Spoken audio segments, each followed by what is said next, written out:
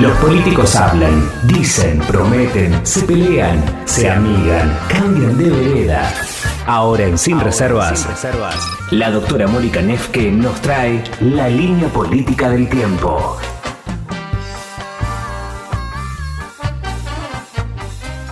...12:38 en la Argentina, 17:6 la temperatura, aquí en la capital federal y en Gran Buenos Aires, en gran parte, está verdaderamente feo todavía, sigue lloviendo aquí en la capital federal, estamos viendo a través de la ventana de este hermoso estudio de Radio Perfil, que está verdaderamente fulero. Bueno, muy bien, doctora, todo suyo. Bueno, vamos ¿Qué nos trajo hoy? A ver, claramente a mí me impactó mucho la noticia del caso M, que gracias a Fanny Mandelbaum nos dimos cuenta que efectivamente hay una medida cautelar para no nombrarla nuevamente a la niña, el nombre de la niña de 7 años, que nos tuvo en vilo durante toda la semana. Entonces me puse a investigar un poco sobre el tema de la política y la infancia. Sí. Fui a buscar información, fui al INDEC, y según los datos oficiales de este Instituto Nacional de Estadísticas y Censo, el 52,6% de los menores de 14 años eran pobres ya en el primer semestre del 2019. Se trata de la pobreza medida solo por los ingresos de las personas. El Observatorio de Deuda Social de la Universidad Católica Argentina estima en su último informe que durante el tercer trimestre del año 2019 el 59,5% de los niños, niñas y adolescentes viven en hogares con ingresos por debajo de la línea de la pobreza, siendo esa tasa la más alta de toda la serie, según un informe que analiza arrancando datos desde el año 2010. Bien. Por eso tomé la decisión de investigar un poco a ver qué es lo que dicen los políticos en relación a la infancia. Un dato que descubrí es que normalmente todo lo que tenga que ver con los discursos y la infancia, niñas, niños, adolescentes, lo dicen mujeres. Lo dicen mujeres. Y en la política, en donde conducen hombres, se lo dejan a la primera dama. Lo vimos la semana pasada cuando Michelle Obama en su discurso habló de los niños y niñas negras, cuando de alguna manera hicimos todo el planteo de discursos en relación a la mujer. Ella era la que estaba hablando de niñas y niños negros que iban a poder avanzar, digamos, en los derechos sociales y políticos. Es así que arrancamos justamente... ¿Por qué no se lo dejan al hombre? Digo, ¿por qué no, creo que es una cuestión de como que la política deja que sean las mujeres las que tomen la iniciativa. Obviamente, algo que hay que cambiarlo. Pero claro. Porque si no, no tendríamos un 54%, un 53% Acá según el INDEC de niños pobres. Acá lo que importa son los niños, no quién aborda las temáticas y quién las impulsa, si hombres o mujer o quien fuere. Tiene que haber gente que las impulse. Bueno, para mí no está en agenda. No está en agenda. Para mí no está en agenda. Gravísimo error. Gravísimo. ¿Qué más? Vamos a empezar en esta línea de tiempo escuchando a Fabiola Yáñez. Fabiola, ustedes saben, es la primera dama argentina, es la pareja del presidente Alberto Fernández, y justamente como primera dama, según la ley de protocolo, en una reunión que encabezó con la temática del Consejo Asesor del Programa Primera Infancia y Desarrollo Sostenible, expresó la importancia de invertir en primera infancia. Escuchemos. Como todos sabemos, el invertir en la primera infancia contribuye al desarrollo infantil, pero también colabora en reducir la pobreza infantil y fundamentalmente las desigualdades de género, al tiempo que se promueve el compartir la responsabilidad en los cuidados y se generan sociedades más coherentes y unidas. Fíjense que el formato es como muy publicitario, casi se puede percibir que se lee en el discurso, no sé si se siente, pero sí se lee en ese discurso. Creo, y esto se me viene a la memoria, hay una película que en realidad es una sátira norteamericana, Locos por el Voto, no sé si la pudieron ver, en donde se ve que a los niños siempre se los utilizan las fotos en la política. Siempre ves a un político besando a un niño, sacándose una foto con un niño. Pero la pregunta es, ¿cuántas veces están en la agenda? ¿Cuántas veces se preocupan realmente por saber cuál es la situación del niño? Al punto tal de que a veces cometen errores. Y acá vamos a escuchar cuando el expresidente de los Estados Unidos, Donald Trump, en diciembre del 2018, escuchan la pregunta que le hacía un niño. Eso está muy bien, pásalo bien. ¿Todavía crees en Santa? Porque a los 7 años ya no es muy habitual, ¿cierto? Bueno, pásalo bien. Ahí escuchamos al presidente o al expresidente de los Estados Unidos cuando hablaba con un niño en las vísperas navideñas. Es bastante habitual que el presidente le arruinó le arruinó la ilusión. O sea, no sabemos, él mismo no sabía si el niño sabía si existía o no Santa Claus. Claro. Y sin embargo le preguntó, ¿usted todavía sigues creyendo que existe Papá Noel? Fíjense en algún punto la falta de tacto del político en cuanto empatía. se relaciona con un niño o niña adolescente. Nos vamos ahora en la línea del tiempo al año 2016. Acá vamos a escuchar a quien en ese momento era presidente de los argentinos, Mauricio Macri, que destaca la importancia de la primera infancia en la vida de las personas y señala el periodo que va de los 0 a los 5 años como fundamental. Escuchamos a ver qué decía. Porque hace mucho tiempo, estudiando, preparándonos para gobernar la ciudad de Buenos Aires, viajando, vimos como ya el mundo había puesto el ojo en que lo que pasa entre los 0 y los 5 años, entre 0 y 5 años de los chicos, es la base de toda la vida.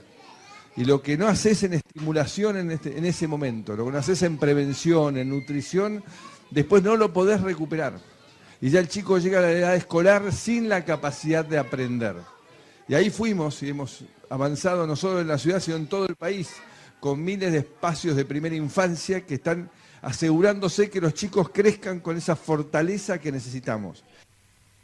Bueno, ahí lo escuchábamos entonces al expresidente Mauricio Macri hablar sobre el tema de la infancia, los niños. Pareciera que lo tenía claro, pero lo cierto es que los números, cuando terminan, lo dijimos recién con los números, los datos oficiales del INDEC, fueron en realidad peores de cuando arrancó incluso su gestión.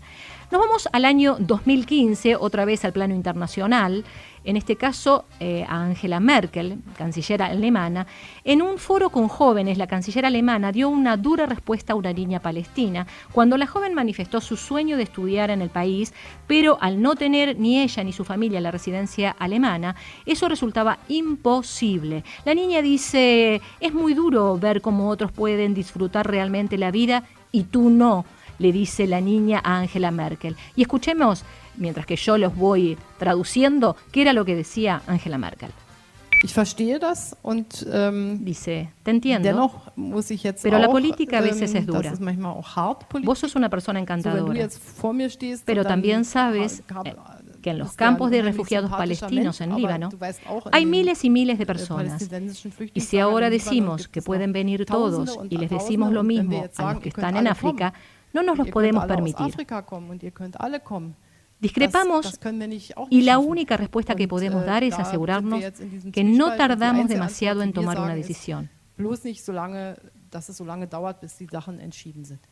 Pero algunos tendrán que regresar a su país. Fíjense la dureza con la que Angela Merkel directamente se dirige a esta niña, a esta joven.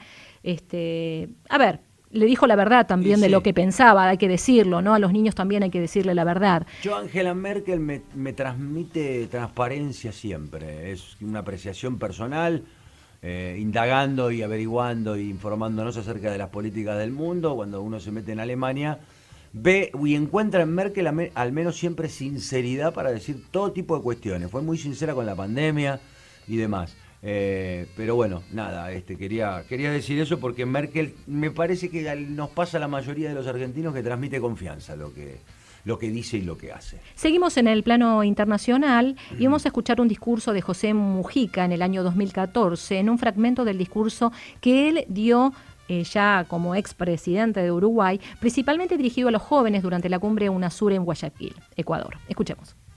Lo que tiene sentido es pensar, porque hay mucha gente joven, y si sos joven tienes que saber esto, la vida se te escapa y se te va minuto a minuto, y no puedes ir al supermercado y comprar vida. Entonces lucha por vivirla, por darle contenido a la vida. Ahí estábamos escuchando, Mujica es muchas veces reconocido como un expresidente muy honesto y le hablaba de alguna manera a esas generaciones. Le habla con el tema de luchar en la vida. La pregunta es justamente qué es lo que hacen los políticos para que puedan luchar y puedan tener igualdad de oportunidades. Vamos ahora al año 2013, volvemos ahora sí a la República Argentina y vamos a escuchar a la expresidenta Cristina Fernández de Kirchner, que habla de la importancia de las nuevas generaciones como bastión de la democracia y del futuro y de una sociedad con derechos ampliados. A ver, escuchemos. de esta necesidad de parir el futuro que estamos pariendo, compañeros y compañeras. No les quepa duda, estas jóvenes generaciones de niños, y nosotros queremos una democracia alegre, que cada día incluya más argentinos, que cada vez amplíe más derechos, que cada vez dé más oportunidades. Bueno, ahí escuchábamos entonces a Cristina Fernández de Kirchner. Lo cierto es que cuando analizamos qué es lo que pasó con su gestión, encontramos un informe de UNICEF en el año 2016, en donde el gobierno de Cristina de Kirchner finalizó con 4 millones de niños en la pobreza, o sea, 3 de cada 10 niños. Obviamente, si lo comparamos con la gestión posterior de Macri, nos da un porcentaje menor, pero no deja de ser muy impactante. Todo niño que se cría, que se educa en la pobreza, es un niño que en realidad luego su futuro va a ser sumamente complicado. Si les parece, vamos a escuchar ahora a José Luis Gioja, que allí por el noviembre del 2012, el por entonces gobernador de la provincia de San Juan, realiza un discurso en el 5º Congreso de la Infancia, llevado adelante en su provincia. En su discurso, el funcionario expresa una propuesta con eje en la infancia y pide que no quede en algo declamativo. Escuchemos. Y en aquella época tuvimos un eslogan, una propuesta que queríamos hacerla, que era que ningún niño tuviese hambre, que ningún niño estuviese en la calle, que todos los niños estuviesen en la escuela. Y me parece que ese es un derecho mínimo para cualquier ciudadano que nazca en esta Argentina y que la celeste y blanca sea su bandera. Y estamos trabajando en ese sentido porque estamos convencidos que es la base para tener una buena democracia, es una base para que los derechos existan, para que no sean declamativos, para que realmente estén presentes.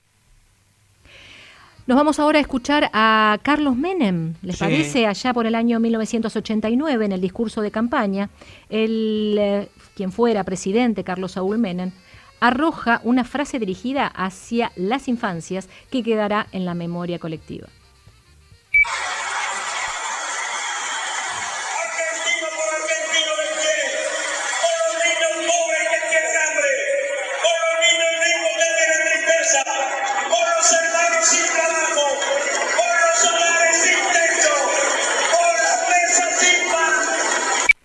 Ahí escuchábamos el tema de eso, los niños sin tristeza, ¿no? Como para de alguna manera remarcar por qué lo trajimos dentro de esta línea de tiempo. Bien. Juan Domingo Perón, en el año 1970. Se fue a buscar bien atrás. Bien atrás, muy bien bien, atrás. Muy bien. Atenti. Estaba entrevistado en ese momento por Pino Solanas. El exmandatario cuenta la importancia de la presencia del Estado en la vida de los niños para el bien de ellos y de la sociedad en su conjunto. ¿Qué decía?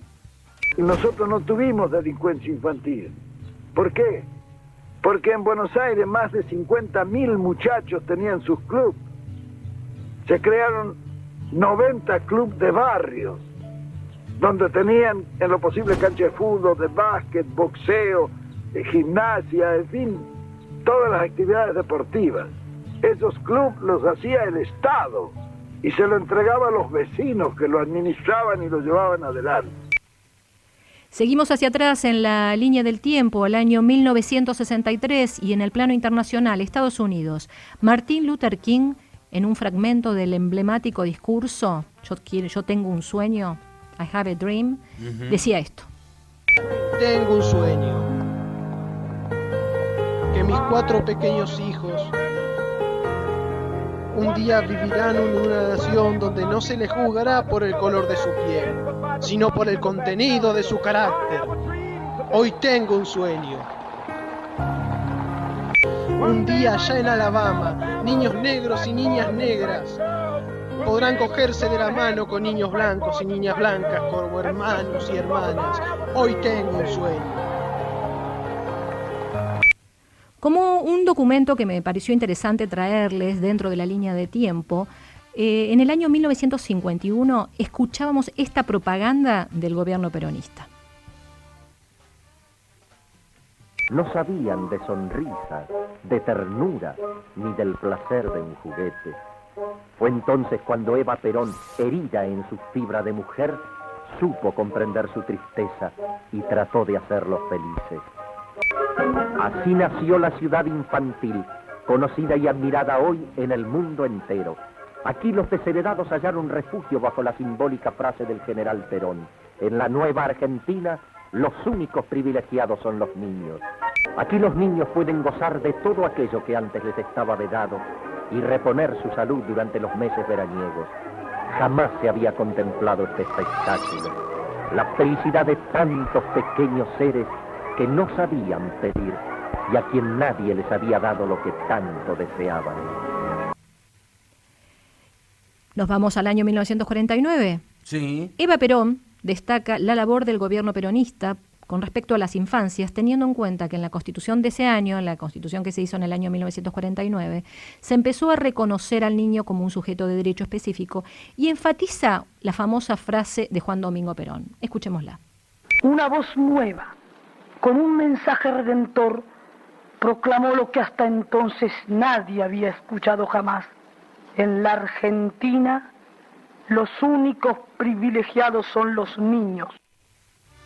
Esa frase la hemos escuchado más de una vez, quedó también en la memoria colectiva. Lo cierto es que si los únicos privilegiados son los niños, estos números del INDEC en donde el 53% de los menores de 14 años son pobres, evidentemente hay que cambiarlo.